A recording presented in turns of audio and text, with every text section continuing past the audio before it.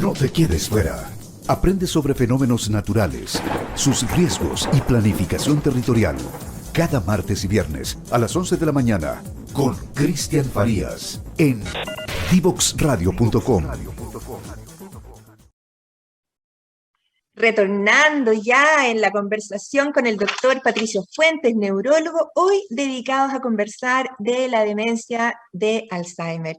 Doctor Fuentes, cuéntenos un poquito cómo en la vida cotidiana nosotros podemos darnos cuenta que tenemos a alguien que podría estar iniciando un Alzheimer. Y se lo pregunto porque hay cifras que dicen que incluso hasta un tercio de los octogenarios o de la población de avanzada edad podría llegar a tener una demencia de este tipo. ¿Cómo reconocerlo? ¿Cómo un hijo puede darse cuenta si su padre ya está sufriendo este padecimiento?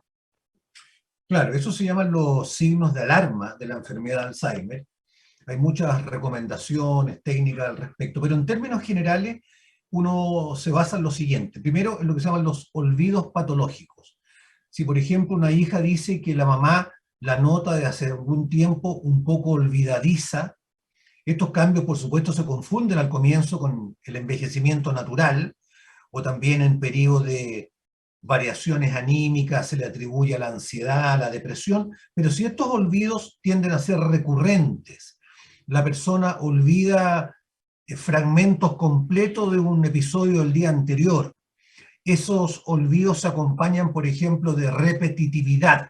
La persona frecuentemente pregunta lo mismo o vuelve a repetir la misma historia ya varias veces contada.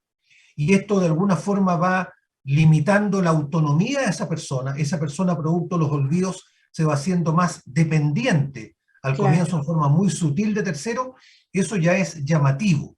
Si esto se acompaña además de episodios de desorientación, va un día, ¿no es cierto?, la hija con la mamá y en el mall la mamá se le pierde, se desorientó, le cuesta encontrarla, por ejemplo, eso también ya empieza a llamar la atención. Y lo otro es la alteración que se llama disejecutiva.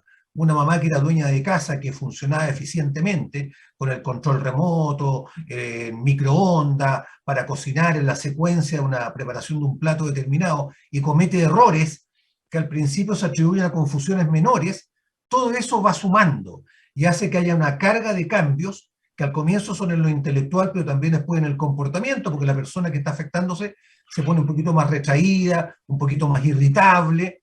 Todo eso permite, ¿no es cierto?, sugerir que está pasando algo en este cerebro. Y uno lo grafica porque le pregunta, ¿pero a su mamá se le olvidan las cosas? Sí, doctor. ¿Y usted cree que se le olvidan más que hace un año? Sí, doctor. Eso hay que tomarlo en serio.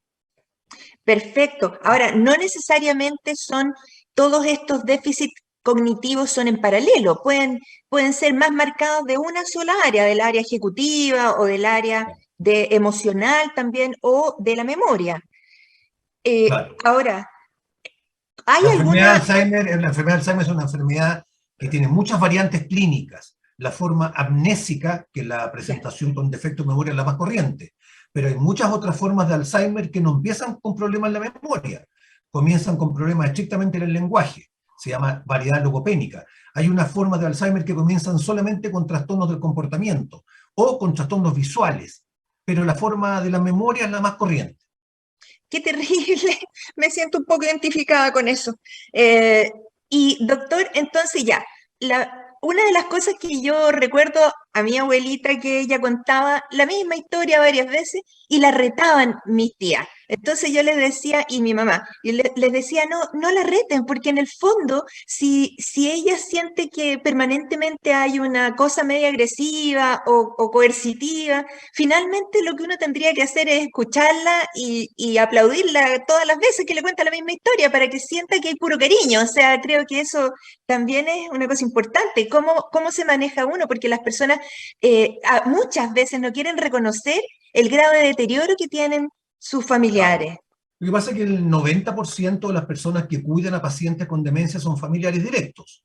Entonces son los cónyuges, son las hijas mujeres, y como claramente ellos no estudiaron enfermería ni hicieron cursos de asistencia clínica de ancianos, ponen solamente el afecto y la abnegación, pero no tienen el conocimiento. Entonces muchas veces empiezan a producirse fricciones, tensiones, porque claro, el cuidado de una persona mayor que está envejeciendo, que se está fragilizando, que comete errores, que a veces se porta mal, va desgastando. En este mundo la demencia es todo un capítulo, ¿no es cierto?, lo que se llaman los cuidados del cuidador, porque es una prueba bastante sufrida, ¿no es cierto?, de casi abnegación heroica por la dedicación al otro, y eso pasa la cuenta en forma muy seria.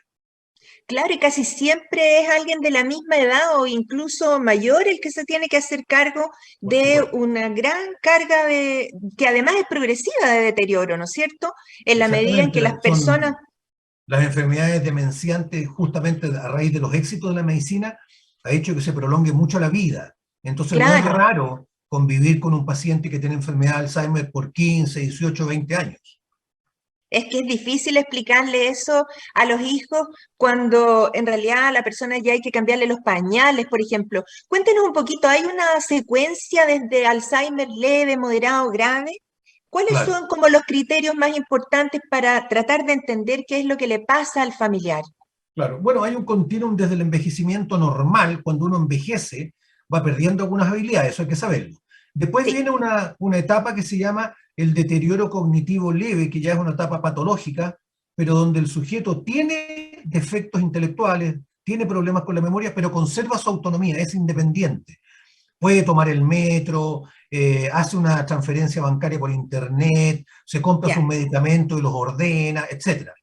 Cuando hay demencia no se puede hacer eso. Y después está la demencia, que tiene una etapa para ordenamiento leve, moderada y severa.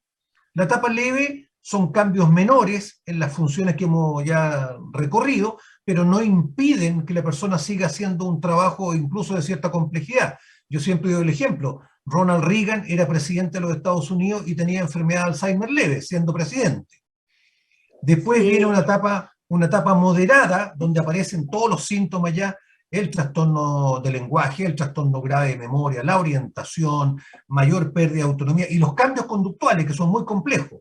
Las personas se ponen depresivas o ansiosas, agresivas, malhumoradas, tienen trastornos del sueño, empiezan a deambular en forma, ¿no es cierto?, injustificada, se levantan de noche, quieren salir de la casa, o sea, empiezan las manifestaciones del comportamiento, empiezan a tener ideas delirantes, creen que les roban, que la mujer lo engaña, las alucinaciones, ven personas, animales, etc. Esa constelación de síntomas define la etapa moderada. Y después la etapa severa, en que los pacientes ya están en una etapa avanzada, donde ya no hablan, no quieren caminar, no controlan esfínteres, empiezan a tener problemas con la deglución. Y cada una de estas etapas, en el caso clásico, dura alrededor de 3 a 4 años. qué tremendo. Ahora, eso significa, si entiendo, es que no es exactamente igual tener un diagnóstico de un Alzheimer leve que obligue a estar interdicto, o sea, que uno no pueda tener una cuenta en el banco, por ejemplo, o no pueda hacer una transacción, ¿cierto? ¿No hay una Exactamente. relación No, directa no, o sí? no, no, porque el deterioro leve en una enfermedad de Alzheimer leve, por supuesto, limita algunas tareas de mucha complejidad, pero otras las permite. Ahora, esta es una cuestión que es bien individual, pero, por ejemplo, la interdicción en que un juez de la República, de alguna forma, le suspende en forma definitiva los derechos civiles y jurídicos a una persona, se da solamente en la condición de enfermedad de Alzheimer moderada severa, no antes. Perfecto. De tal modo que hay muchos colegas nuestros que tienen un Alzheimer leve y están trabajando. Doctor, espero no ser yo una de ellas. Se nos va a ir el tiempo volando y quiero que nos cuente un poquito de los avances en diagnóstico y avances en terapia para el Alzheimer. Claro, el diagnóstico principal, yo diría, en diagnóstico son el uso de los biomarcadores, porque antes estábamos haciendo el diagnóstico cuando la enfermedad de Alzheimer ya estaba instalada con la demencia en forma completa.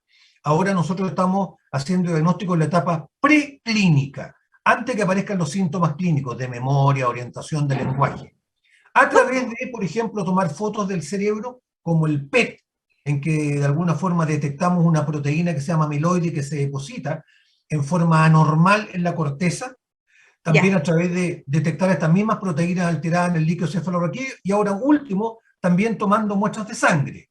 Entonces están los biomarcadores en exámenes plasmáticos, en que uno detecta algunos cambios en proteína que reflejan lo que está sucediendo a distancia en el cerebro. Ese es el diagnóstico, esa es la innovación diagnóstica más prominente del último tiempo, que ya va a ser posible en un tiempo corto que uno, si quiere confirmar el diagnóstico de enfermedad de Alzheimer, aparte de conversar con el doctor, se tiene que hacer un examen de sangre que va a ser confirmatorio o excluyente. Cuéntenos de este examen que se llama ALS-Tau, que está aquí, Made in Chile, y que está para ser validado, ¿cierto?, prontamente para su uso. Cuéntenos. Claro, el ALS-Tau es un examen que está dentro del grupo de los biomarcadores plasmáticos, es una creación del profesor Ricardo Maccioni y su equipo colaborador. Yo he colaborado con él hace muchos años, y consiste en tomar una muestra de sangre venosa donde se aíslan las plaquetas, que es uno de los elementos celulares de la sangre junto con los glóbulos blancos y rojos, y en estas plaquetas se ve a través de técnicas bien sofisticadas de biología molecular cuál es el comportamiento de la proteína tau, que es una de las dos proteínas que está alterada siempre en la enfermedad de Alzheimer. Y se establece una relación entre lo que se llama tau de alto peso molecular y bajo peso molecular, y eso permite, de acuerdo a ese valor, que tiene un punto de corte determinado, discriminar entre las personas que tienen mucho más chance de tener enfermedad de Alzheimer versus los que no tienen enfermedad de Alzheimer. Entonces, un test diagnóstico de costo relativamente accesible, pero poco invasivo, y que, como cualquier desarrollo, requiere una mayor validación internacional, y en ese proceso se está avanzando en el proceso de refinar el método, de armonizar la técnica, y ojalá que tenga, ¿no es cierto?, aplicación mucho más global. Actualmente se está empleando en Chile. Perfecto. Quería volver un poquitito sobre los métodos diagnósticos de imágenes, que me llamó la atención que nos dijera escáner. Claramente es mejor la resonancia nuclear magnética y la tomografía de emisión de positrones para poder hacer diagnóstico. Lo que pasa es que, por ejemplo, en el caso del PET, que es un examen muy caro, por supuesto, y no accesible para toda la población, pero claramente incrementa la precisión diagnóstica, porque si alguien tiene un PET amiloide positivo, es muy probable que tenga enfermedad de Alzheimer, y si tiene un PET amiloide negativo, claramente no tiene enfermedad de Alzheimer.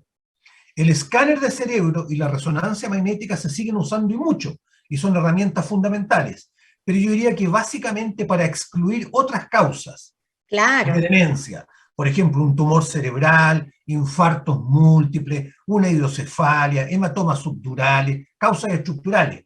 Pero cuando el cerebro se ve atrófico solamente, arrugado, uno dice esto es una demencia degenerativa, y ya la resonancia magnética ni el escáner no dan más, ¿no es cierto?, provecho. Ahí hay que pasarse a otro peldaño de precisión diagnóstica, y ahí aparecen los exámenes más bien funcionales o metabólicos, como el SPECT más antiguo y el PET ahora. Perfecto. Ahora, el costo, tal como usted menciona, puede llegar a ser prohibitivo para una gran cantidad de la población, porque esto, ¿cuánto puede costar un PET scan? Un PET privado, scan para cerebro, en forma particular, cuesta más de $1.000.000. ¿Y con qué frecuencia habría que hacer eso para el diagnóstico? No, para el diagnóstico bastaría un PET. Lo que pasa es que ahora hablamos de los tratamientos. Hoy día, para monitorizar los nuevos tratamientos que vienen, vamos a tener que hacer PET más de alguna vez. Y ahí los costos, por supuesto, aumentan. Ahora, el PET igual se hace por ISAPRE y también por FONASA, y ahí baja a la mitad el valor. Entiendo, pero ahora que conversemos un poquito de las nuevas terapias, también vamos a tener que incorporar que estos recursos diagnósticos y terapéuticos deberían estar incluidos a las personas cuando tienen al menos el diagnóstico confirmado. Al menos, cuéntenos un poquito de avances en las terapias. Las nuevas terapias, que son compuestos biológicos, son como vacunas que se colocan, se llaman anticuerpos monoclonales. Se aprobó recién por la FDA hace 3 meses atrás un nuevo medicamento después de 18 años sin tratamientos para la enfermedad de Alzheimer. Notable. Este compuesto se llama aducanumab, y es condición sine qua non tener biomarcadores o el líquido cefalorraquídeo o a través de PET para incluirse en el tratamiento y para monitorizar el tratamiento. O sea, no es posible hacer ese tratamiento si uno no hace, por ejemplo, biomarcadores.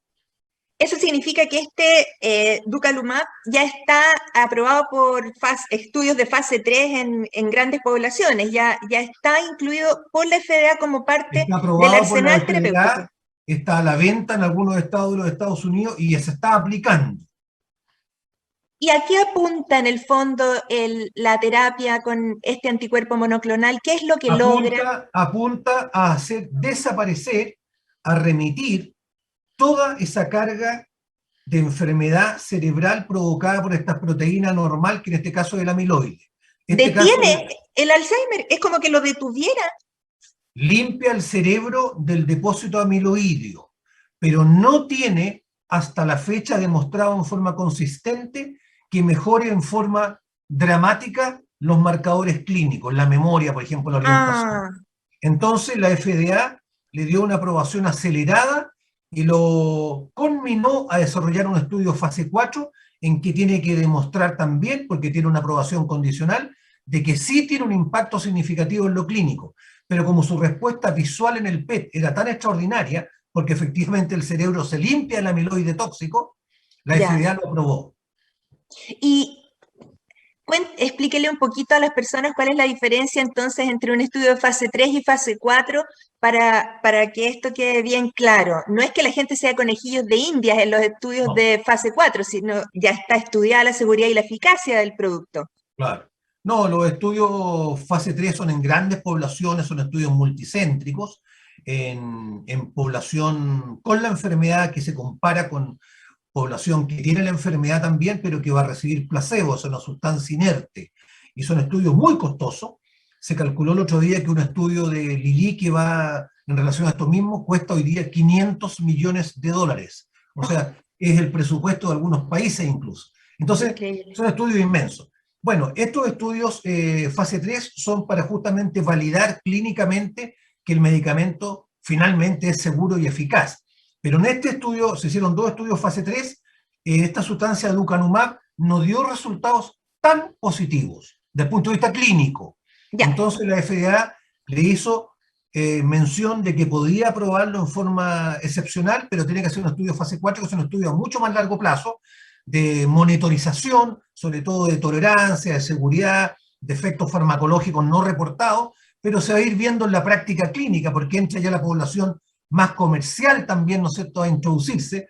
No es un estudio clínico tan reglado, sino que es un poco más ecológico, porque se usa ampliamente, que documente que efectivamente en diferentes poblaciones, por ejemplo, la sustancia produce beneficio. Entonces son estudios muy largos. Ese estudio fase 4, de eso va a depender de que la FDA ratifique o no la aprobación de esta sustancia.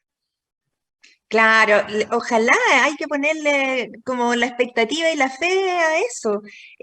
Doctor Fuentes, como siempre ha sido tan ilustrativo todo lo que nos ha contado. Quiero darle unos minutos para que usted, desde su experiencia, nos comente lo que usted considere que no hemos tocado hoy día aquí, pero que sea un mensaje respecto al Alzheimer para las personas que están escuchando este interesante programa.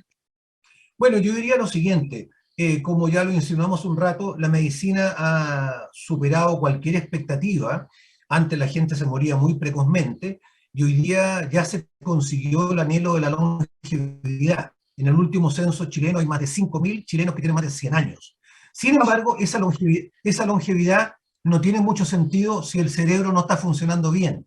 Porque ¿de qué le sirve a una persona de 100 años no darse cuenta que tiene 100 años? ¿Me entiendes? Y no darse cuenta Entonces, de nada, claro. claro, entonces la idea es que ya alcanzada esa longevidad física, nosotros seamos más rigurosos en proteger el cerebro, porque el cerebro desgraciadamente es el único órgano que no se puede trasplantar. Entonces, embarcarse en forma seria, responsable, en un estilo de vida saludable, con actividad física, con dieta mediterránea, con estimulación social, con estimulación cognitiva, con control de la salud de forma periódica, desde la edad media de la vida, yo creo que es la mejor inversión que uno puede hacer. Es mejor que la plata en la AFP. Sí, que entre paréntesis no sé qué van a hacer las personas sin tener nada con qué jubilar después. Doctor Fuentes, un agrado. Entiendo que ha estado participando en el Congreso de Geriatría, en los congresos internacionales de neurología también sobre esto. Y nos ha contado las novedades que vienen en anticuerpos monoclonales, pero después de 18 años de sequía en terapias para el Alzheimer, ¿hay algunas otras terapias que sigan siendo razonablemente válidas en su manejo? Absolutamente. Existen los medicamentos que están aprobados hace mucho tiempo, que se llaman los anticolinesterácicos, que mejoran un neurotransmisor que se llama acetilcolina. Esos medicamentos siguen vigentes, igual que la memantina, que tiene otro mecanismo, y van a seguir vigentes en el futuro porque la enfermedad de Alzheimer es una enfermedad multifactorial. Entonces el tratamiento va a tener que ser, como decimos los médicos, multimodal, a través de muchas maneras. No va a haber probablemente nunca, a menos que se invente una vacuna que uno se lo coloque en la niñez, no va a haber un medicamento que resuelva la enfermedad por sí mismo solo. Va a tener que ser un conjunto de medicamentos que a través de diversos mecanismos de acción permitan detener la enfermedad, retrocederla y ojalá alguna vez curarla. Doctor Fuentes, con esto ya lo despido, se nos pasó volando el tiempo de conversación, lo dejo invitadísimo para otra oportunidad en la que nos vuelva a contar de novedades en diagnóstico y tratamiento de algunas otras enfermedades neurológicas, así es que me despido de usted, nosotros acá en el programa nos vamos a la última pausa musical y ya volvemos a cerrar este programa. Chao, Muchas chao. gracias a ti y a todos los auditores. Muchas gracias. Gracias, chao, chao. Chao. No te quedes fuera. Conversaciones de educación, aprendizaje y tecnología. Cada lunes y miércoles a las 15 horas con Nicolás Soto en Tareas de Tecnología. Somos divoxradio.com.